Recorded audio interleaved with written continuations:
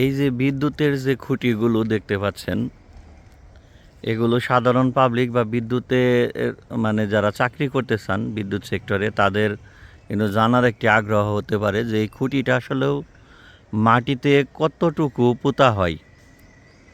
এটার স্ট্যান্ডার্ড নিয়ম সেটা হলো যে 1/6 এখন খুঁটিটা যদি 36 ফিট থাকে তার মানে 6 ফিট মাটিতে মানে পুঁততে হবে, গাড়তে হবে, আর বাকি 30 ফিট থাকবে উপরে।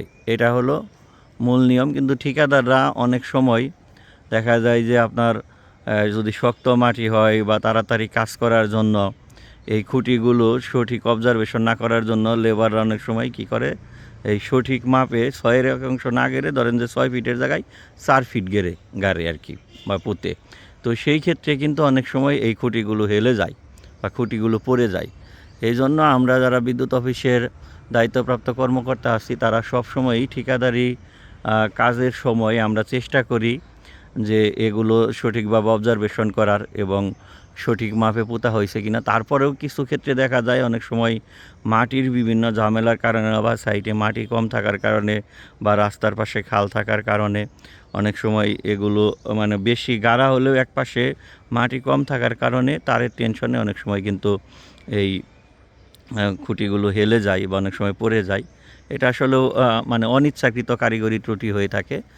আর এই পুলগুলো সোজা রাখার জন্য মূলত এই যে টানা ইউজ করা হয়, ঠিক আছে। এই দেখুন যে আমরা অনেক সময় বলি যে এই টানার কি দরকার, কিন্তু টানার দরকার আছে। এই খুঁটিটাই যদি খেয়াল করি দেখুন যে দক্ষিণ পাশে তারের টেনশন আছে আর এটা হলো পশ্চিম পাশে তারের টেনশন আছে।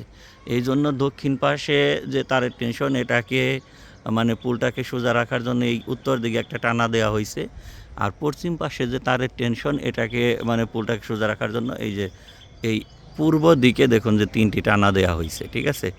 তো তাহলে একটি খুঁটি গাড়তে অনেকগুলো মেকানিজমের বা চিন্তা ভাবনার বিষয় আছে।